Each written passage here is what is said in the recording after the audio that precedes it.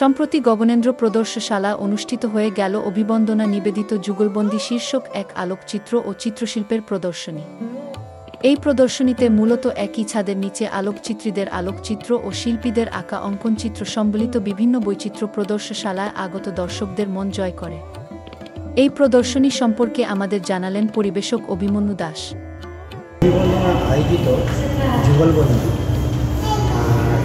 এই শীর্ষক আলোকচিত্র এবং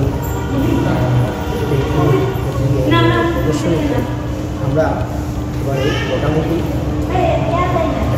65টা আলোকচিত্র এবং 20টা পেন্টিং রয়েছে।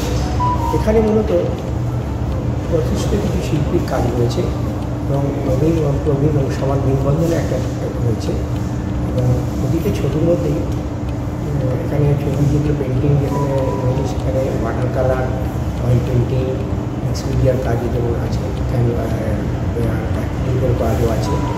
আর পাশাপাশি ফটোগ্রাফির ক্ষেত্রেও আমরা wild life, street, landscape, nature এবং ফ্যাশন ফটোগ্রাফিরও ছবি রয়েছে। সব কিছুর একটা সংমিশ্রণ করে আমরা এই প্রদর্শনীটা করেছি। আর যুগলবন্দী নামও দিয়েছি এই কারণে পেন্টিং ও ফটোগ্রাফি একসাথে করার জন্য।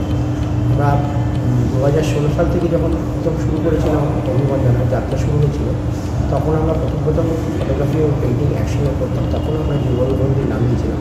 মাঝে কয়েক বছর আমরা শুধু পেন্টিং, শুধু ফটোগ্রাফি এক্সিবিশন করছিলাম বলে যুগলবন্দী নামটা ছিল না।